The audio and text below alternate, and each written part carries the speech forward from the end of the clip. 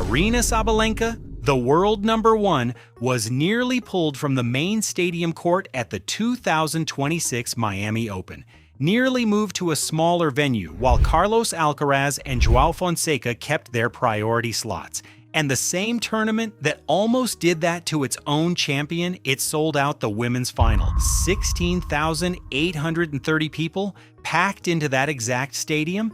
This is not a story about empty seats. It's a story about a sport breaking attendance records at the front door while quietly burning trust behind the scenes. And the two women at the center of it couldn't be more different in what they represent. Let's get into it. After that, and watch her try to continue to progress, because I like her game. Obviously, she wants to get better than where she is now. She's got a lot of good hand-eye coordination and ability to take the ball early and redirect. But the fan stuff is always fun for me, because whenever you see players from smaller countries, the fans are so passionate when they get up to the top. The headlines you probably saw went something like, Eala fans boycott the WTA final, or empty stadium after Eala exits Miami. Built for clicks, not for truth. Because here's what the numbers actually say about the 2026 Miami Open.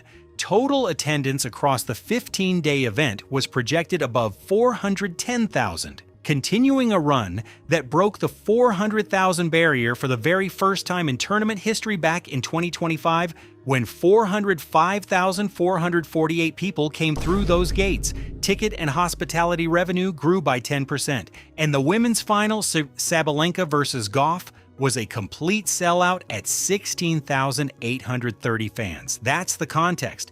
Now let's talk about what actually created the feeling of a crisis. Because the feeling wasn't invented out of thin air. It came from two very real, very specific events, and understanding both of them changes how you see this entire tournament. Of course, I see some of the things, but for some reason, I see more negative than positive about myself. So I try not to really look deep, and whenever I see my picture or something about myself, I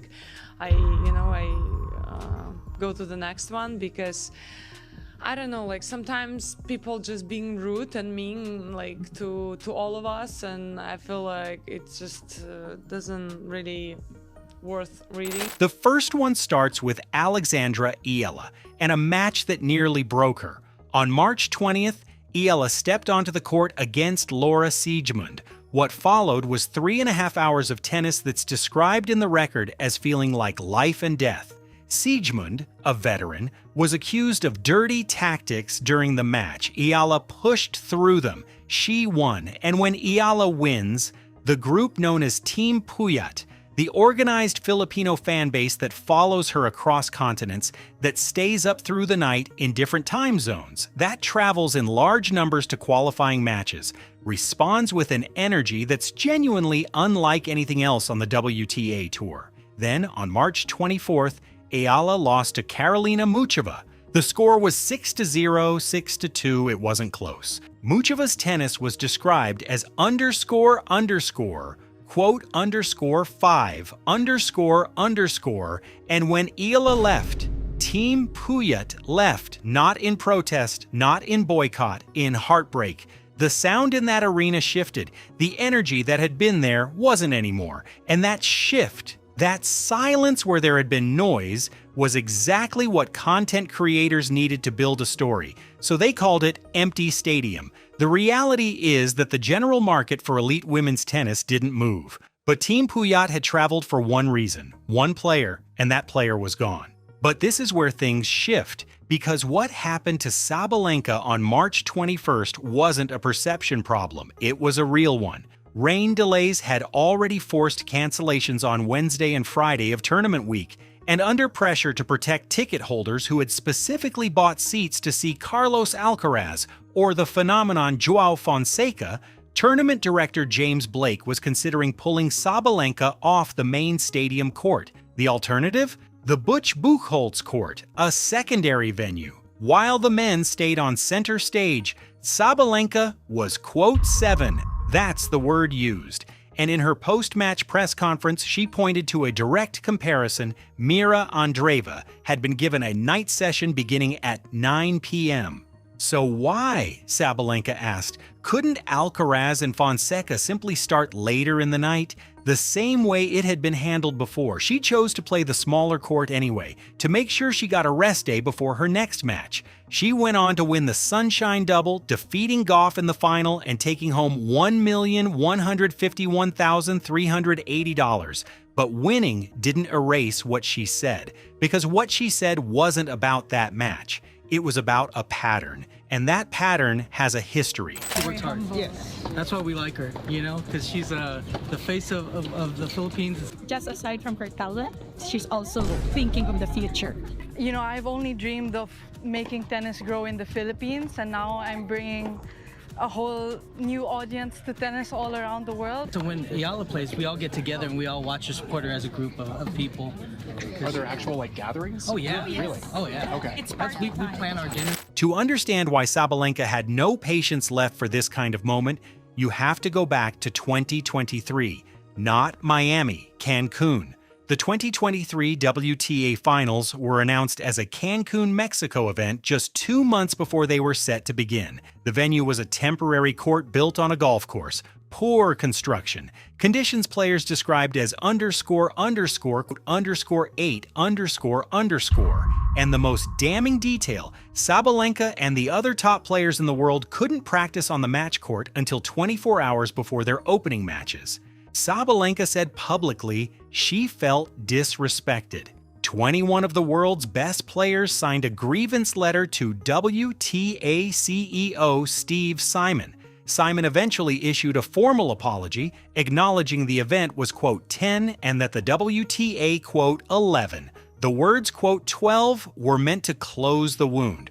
What they actually did was create an expectation that if the WTA said it accepted responsibility, it would act differently going forward. Miami 2026 was supposed to be the proof. And when Sabalenka was staring down a potential move to the Butch Buchholz court while male stars held the main stage, the golf course courts, the 24-hour notice, the Cancun letter, it all came back. She said she had, quote, 13 at her level. That wasn't just frustration in the moment, that was institutional memory. And here's the contradiction that no clickbait headline will ever put in the title. Right now, the WTA is experiencing record commercial performance. It's going to be an important match for both women. They're going to be both defending a lot of points coming up for the clay season, so this win can do a lot for them padding their points. Goff, she wants to win this tournament badly. She said it before. It's her home WTA 1000 tournament, and she's going to be seeking her first title of the season and her fourth WTA 1000 and 12th career WTA title overall. Aryna, meanwhile, is looking to become the 5th woman in the Open era to complete the Sunshine Double, winning Indian Wells and Miami in the same year.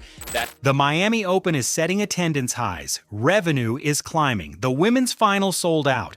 The prize pool reflects genuine financial commitment. Sabalenka's $1,151,380 winner's check, Goff's $612,340 as runner-up. James Blake publicly stated a responsibility to, quote, 1-4 against disinformation designed to divide fan bases. The tour received a $400 million compensation increase over 10 years. And at the exact same time, 21 of the best players on tour signed a formal grievance letter. The top athletes are saying the tour model has ___, quote, _15, ___, and Sabalenka, the world number one, the face of the tour, the player who just completed the Sunshine Double, was nearly moved to a secondary court in favor of male stars at a combined event during the same tournament setting all-time attendance records.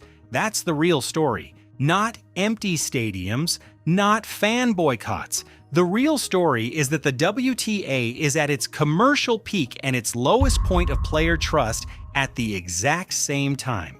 Channels like CourtX Sports and Courtside Prospect ran titles like WTA in major crisis after ticket sales collapse. That framing collapsed against a sold-out final with 16,830 people in attendance.